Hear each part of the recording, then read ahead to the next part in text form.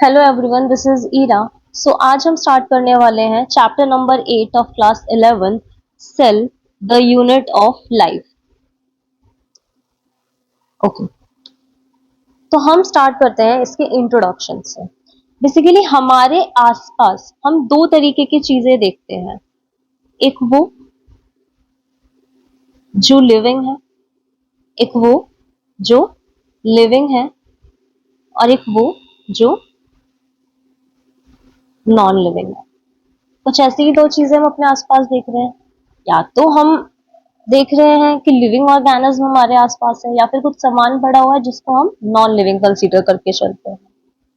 तो अभी हमारा सबसे पहला क्वेश्चन अराइज क्या होता है कि भाई ऐसा क्या है जो लिविंग ऑर्गेनिज्म को लिविंग बना रहा है, जो लिविंग ऑर्गेनिज्म को लिविंग बना रहा है, मतलब जिसकी प्रेजेंस की वजह से ऑर्गेनिज्म लिविंग है, और वही एब्सेंट है किसके अंदर, एक नॉन लिविंग ऑर्गेनिज्म में। ठीक है, तो इसका एक आंसर क्या आता है कि भाई ऐसा क्या है जो लिविंग के अंदर है बट नॉन लिविंग में नहीं है। So answer to this question is cell. All living organism have cell. Basically इसका आंसर क्या है, सेल। कि भाई लिविंग ऑर्गेनिज्म के अंदर क्या प्रेजेंट है, सेल, जिस वजह से वो लिविंग है, और वही चीज एब्सेंट है किसमें, नॉन लिविंग ऑर्गेनिज्म के अंदर। ठीक है, ओके। हमारे सामने भाई अब हमें ये तो पता है कि लिविंग ऑर्गेनिज्म के अंदर क्या है, सेल। तो दो तरीके के ऑर्गेनिज्म होते हैं। कैसे? एक वो जो यूनिसेल्युलर ऑर्गेनिज्म है, एक वो जो यूनिसेल्युलर ऑर्गेनिज्म है, और एक मल्टी सेल्युलर ऑर्गेनिज्म। ये हम लिविंग की बात कर रहे हैं। दो तरीके के लिविंग ऑर्गेनिज्म है, या तो यूनिसेल्युलर ऑर्गेनिज्म या फिर मल्टी सेल्युलर ऑर्गेनिज्म। ठीक है, यूनिसेल्युलर का क्या मतलब है, बहुत सिंपल सी बात है, सिंगल सेल से बने हुए हैं। और वहीं हम बात करते हैं मल्टी सेल्युलर की, तो मल्टीपल सेल से बने हुए हैं। ठीक है, तो ये अभी इस चैप्टर का इंट्रो है कि भाई हमें ये पता चल गया है कि जो भी हमारे आसपास लिविंग है सब किससे बने हैं, सेल से बने हैं। अब हमें इस चैप्टर के अंदर क्या पढ़ना है, सेल के बारे में।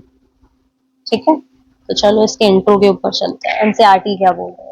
एनसीईआरटी ये बोल रही है कि जब भी आप अपने आसपास देखते हो तो आपको क्या दिखता है, या तो लिविंग ऑर्गेनिज्म या फिर नॉन लिविंग थिंग्स। ठीक है, तो आपने कभी तो खुद से पूछा होगा कि ऐसी क्या चीज है जो लिविंग ऑर्गेनिज्म को लिविंग बनाती है बट एक इनएनिमेट थिंग में नहीं है, एब्सेंट है। ठीक है, ओके। तो इसका एक सिंपल सा आंसर क्या है, presence of basic unit of life, what, cell. Cell है वो चीज जो सारे लिविंग ऑर्गेनिज्म में मिल रही है बट नॉन लिविंग के पास में एब्सेंट है। ठीक है, तो यहां से हमारा सिंपल सा एक लाइन आता है क्या, all living organism are composed of cell. सारे लिविंग ऑर्गेनिज्म किससे बने हुए हैं, सेल से बने हुए हैं। ठीक है, ओके।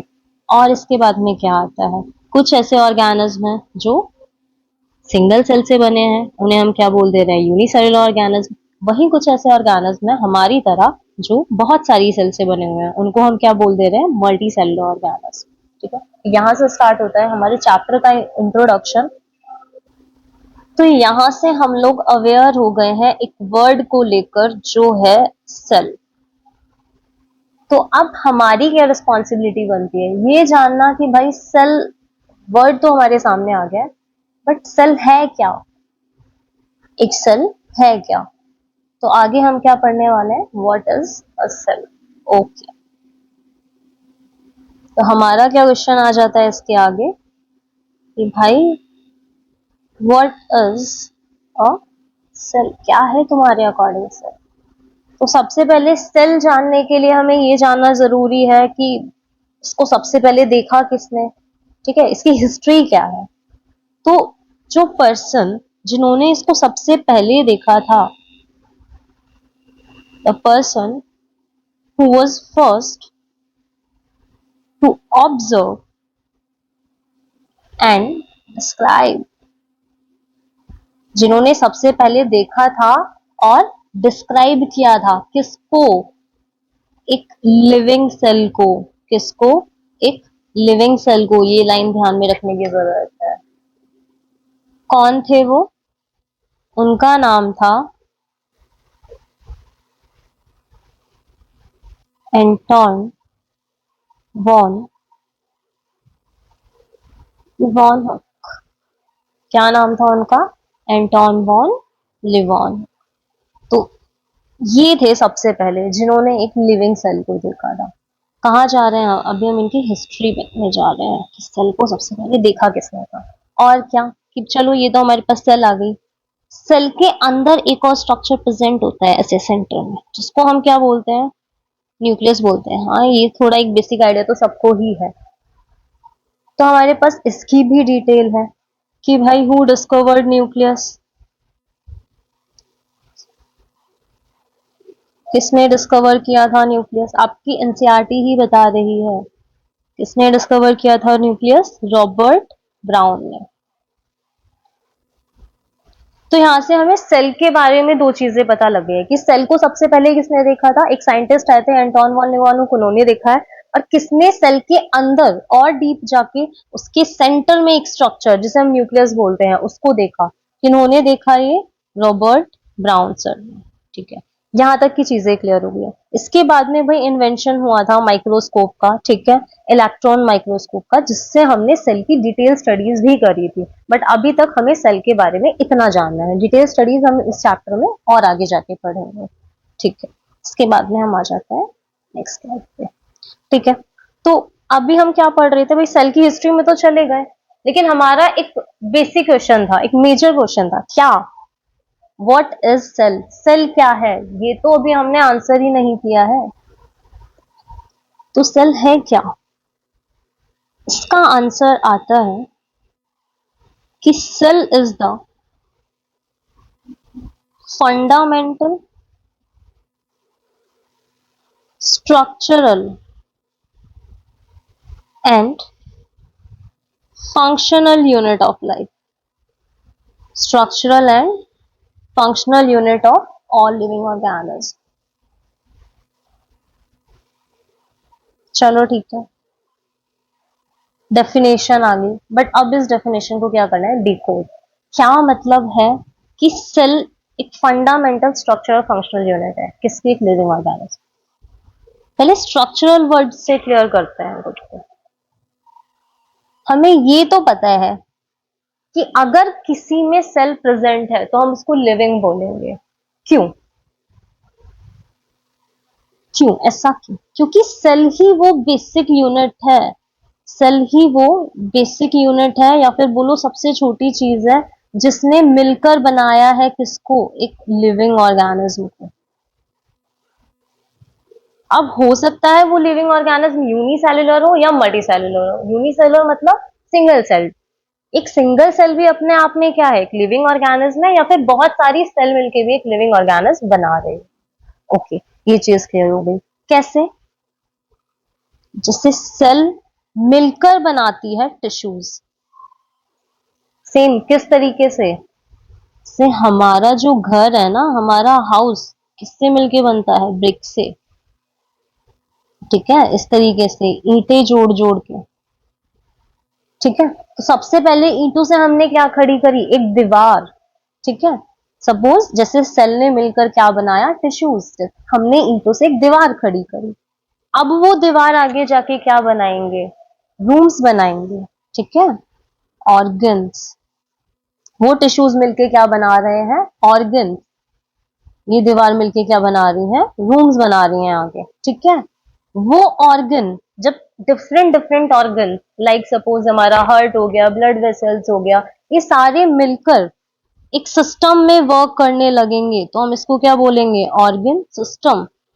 तो हमारा जो पूरा स्ट्रक्चर बन रहा है भाई, किससे बन रहा है? सेल से ही तो बन रहा है। तो यही तो है बेसिक यूनिट। ठीक है, structural unit, fundamental structural unit किसकी? एक लिविंग ऑर्गेनिज्म की।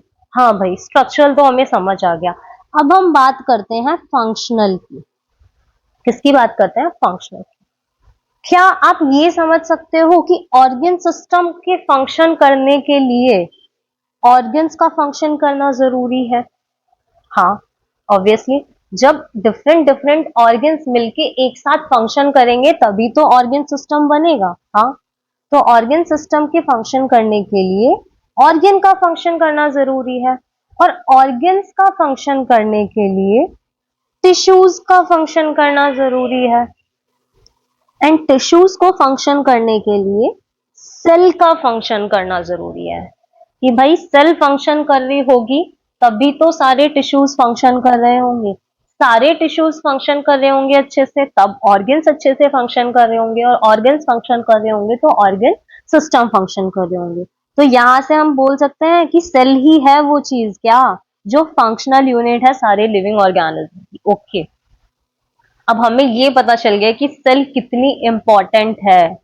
ठीक है, एक सेल कैपेबल है कि वो हमारी बॉडी को एक स्ट्रक्चर दे सकती है, हमारी बॉडी के सारे फंक्शंस परफॉर्म कर सकती है। ठीक है, तो हम भाई जब एक सेल एक छोटी सी सेल इतना सब कुछ कर रही है तो वो एक ऑर्गेनिज्म जो सेल से मिलके बना होगा, क्या हम उसको अंडरस्टिमेट कर सकते हैं? नहीं। तो यही तुम्हारी एनसीईआरटी क्या बोलती है कि एक यूनिसेल्युलर ऑर्गेनिज्म क्या क्या चीजें कर सकता है, अकेला अपने आप पे जिंदा रह सकता है, उसको किसी की जरूरत नहीं है। That organism can live independently.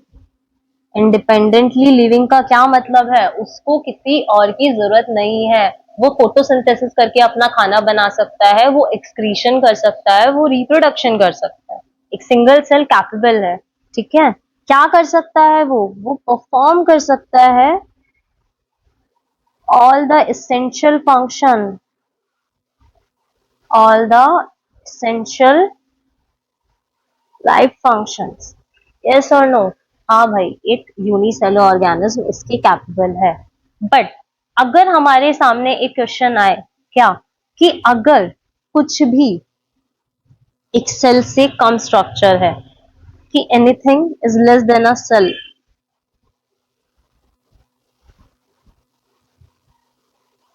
क्या वो इसके कैपेबल है? क्या वो ये सब कर सकती है? तो भाई यहाँ पे आ जाता है एक बिग नो। नहीं, अगर सेल से कुछ भी छोटा स्ट्रक्चर है तो वो ना तो अकेले जिंदा रह सकती है और ना ही अपने सारे फंक्शन परफॉर्म कर सकती है जो एक लाइफ को रन करने के लिए जरूरी है। ठीक है, तो यहां से हम जंप करने वाले हैं अपनी एनसीईआरटी की लाइंस पर।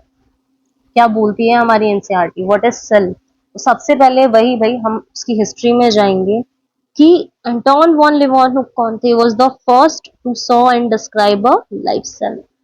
ओके, इसके बाद में कहा जाते हैं हम, रॉबर्ट ब्राउन, उन्होंने डिस्कवर किया था न्यूक्लियस। हाँ, इसके बाद में क्या भाई, माइक्रोस्कोप की मतलब माइक्रोस्कोप का इन्वेंशन हो गया था, इलेक्ट्रॉन माइक्रोस्कोप का इन्वेंशन हो गया था, जिसके बाद में पास सेल की स्ट्रक्चर डिटेल्स आ गई थी। ये हम आगे चैप्टर में पढ़ने वाले हैं, ये उतना इंपॉर्टेंट नहीं है। चलो, सेल क्या है?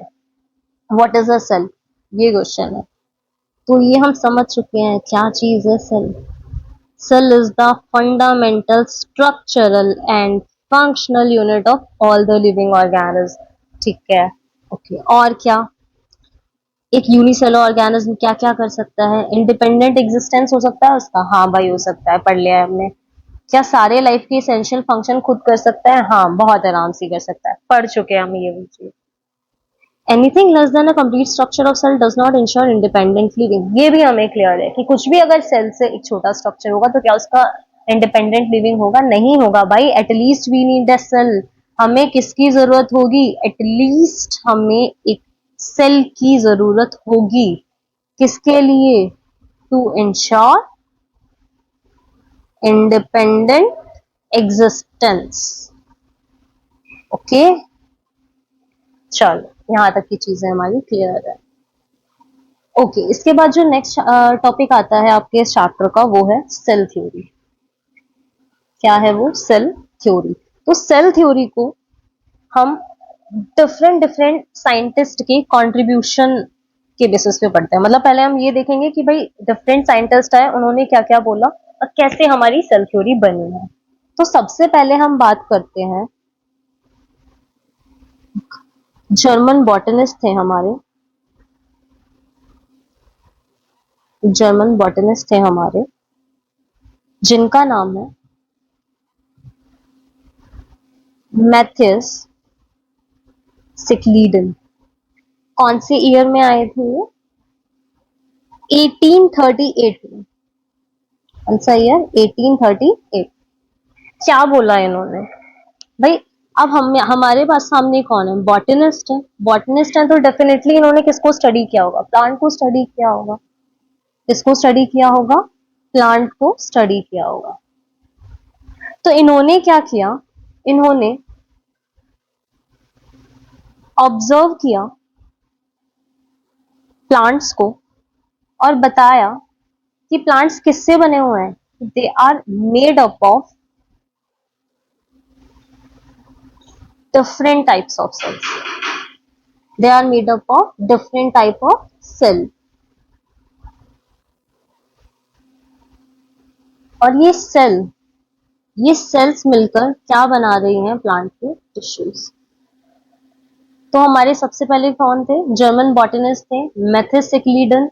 1838 में इन्होंने क्या किया? ऑब्जर्व किया सारे प्लांट्स को और बोला कि प्लांट्स किससे मिलकर बने हुए हैं? डिफरेंट टाइप्स ऑफ सेल से। और वो सेल्स आगे मिलकर जाकर क्या बना रही हैं? टिश्यूज बना रही हैं। ओके। इसके बाद में हमारे कौन आए? हमारे एक जर्मन जूलॉजिस्ट आए। इसके बाद हमारे जर्मन जूलॉजिस्ट आए और उनका नाम क्या है? थियोडोर स्वान। थियोडोर स्वान। इन 1839, इनसे जस्ट नेक्स्ट ईयर ही इन्होंने अपनी स्टडीज को सामने रख दिया था। क्या बोला था इन्होंने भाई? अब जूलॉजिस्ट हैं तो इन्होंने किसको ऑब्जर्व किया? इन्होंने ऑब्जर्व किया एनिमल सेल को और ये बताया कि एनिमल सेल के ऊपर एक थिन आउटर लेयर प्रेजेंट है। कैसी? एक पतली सी लेयर प्रेजेंट है जिसको हम आज के टाइम में क्या बोलते हैं? Plasma membrane. जिसको हम आज के टाइम में क्या बोल रहे हैं? Plasma membrane. ये किसने बता दिया था? हमारे थियोडोर स्वान। और इन्होंने साथ में एक और चीज करी थी भाई। क्या करा था? और इन्होंने किसको स्टडी किया था? इन्होंने प्लांट सेल्स को भी देखा था। इन्होंने प्लांट सेल्स को भी देखा था और ये बताया था कि भाई प्लांट सेल में ना एक यूनिक कैरेक्टर है। क्या यूनिक कैरेक्टर है? कि उनकी सेल के ऊपर एक वॉल भी प्रेजेंट है। इसको हम आज के टाइम में क्या सेल वॉल बोल रहे हैं। उनकी सेल के ऊपर एक वॉल भी प्रेजेंट है। और इन्होंने क्या बोल दिया था? एक हाइपोथेसिस दे दी थी कि दोनों ही, चाहे वो प्लांट्स हो या फिर एनिमल हो, चाहे वो प्लांट्स हो या फिर एनिमल हो, किससे बने हुए हैं? They are made up of cell. ये किसने बोला था? ये हाइपोथेसिस किसकी थी? German zoologist Theodor Schwann sir की। ठीक है, यहाँ तक की चीजें क्लियर है। अब हम मूव करते हैं कि भाई इन्होंने एक लाइक सेल थ्योरी का एक पोस्टुलेट दे चुके हैं। ये हमें क्या बोल चुके हैं? कि प्लांट और एनिमल किससे बने हुए हैं? सेल से बने हुए हैं और सेल के ही प्रोडक्ट है। क्या कर चुके हैं? ये हमें एक पोस्टुलेट दे चुके हैं। क्या बोला है? सेल थ्योरी की एक लाइन आ गई है। क्या? ऑल द लिविंग ऑर्गेनिज्म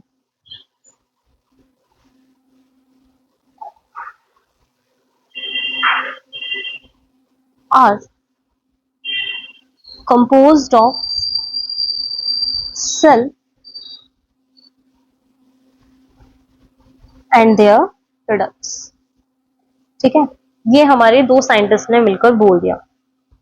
अच्छा, इसके बाद में हम कहाँ जाते हैं? इसके बाद में भाई अभी हमें कंप्लीट तो नहीं लग रहा था। क्यों? क्योंकि यहाँ से हमारे पास एक क्वेश्चन आ जाता है। क्या क्वेश्चन आ जाता है? कि चलो सारे लिविंग ऑर्गेनिज्म सेल से तो बने हैं, पर नई सेल्स कहाँ से आई हैं? नई सेल्स कहाँ से आई हैं?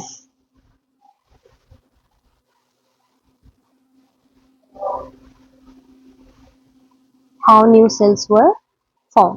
ओके, तो इसका आंसर हमें किसने दिया था? रुडोल्फ बिर्चो नाम के एक साइंटिस्ट थे जिन्होंने 1855 में एक स्टेटमेंट दी। क्या स्टेटमेंट दी उन्होंने? उन्होंने बोला भाई अपनी ही लैंग्वेज में, ओमनिस सेल्यूला ई सेल्यूला। क्या उन्होंने एक स्टेटमेंट दी? ओमनिस सेल्यूला ई सेल्यूला। क्या मतलब है इसका? इसका मतलब है कि भाई all cells arises from pre existing cell. कि सारी सेल्स जो बनी है वो किससे बनी है? प्री एग्जिस्टिंग सेल से बनी है, जो पुरानी सेल्स एग्जिस्ट करती थी। और इनकी इस स्टेटमेंट के बाद हमारे पास क्या आई? हमारी मॉडर्न सेल थ्योरी। क्या कि पहला उसका पोस्टुलेट्स क्या आ गया कि all living organism are composed of cell and their products. ठीक है।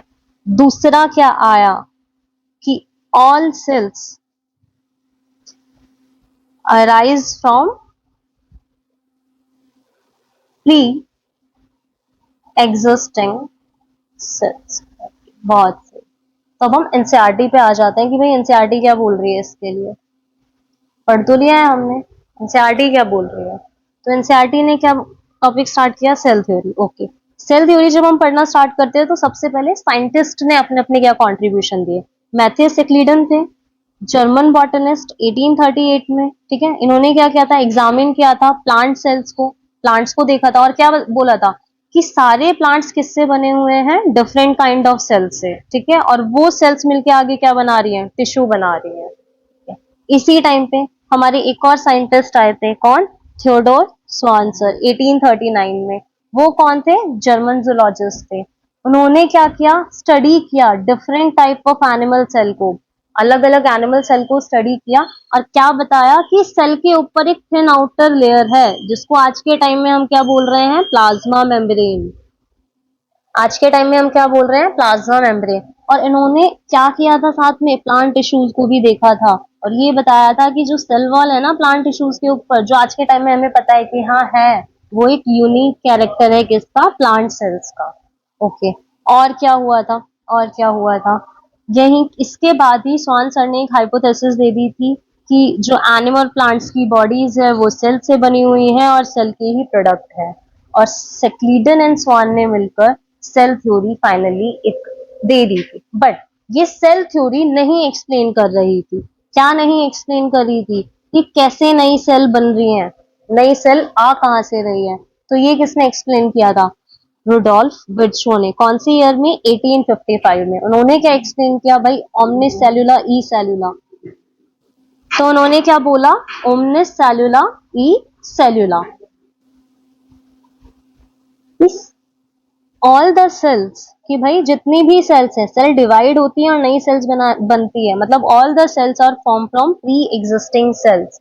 ठीक है, तो इन्होंने क्या किया था? मॉडिफाई कर दिया था सिक्लीडन और स्वान की हाइपोथेसिस को और हमारे पास में सेल थ्योरी का एक फाइनल शेप आ गया था। क्या है final shape? That all living organism are composed of cell and product of cell. और क्या है? All cell arises from the pre existing cell. ठीक, तो आज का टॉपिक यहीं तक खत्म। अब नेक्स्ट टॉपिक हम नेक्स्ट वीडियो में स्टार्ट करेंगे। तब तक के लिए बाय।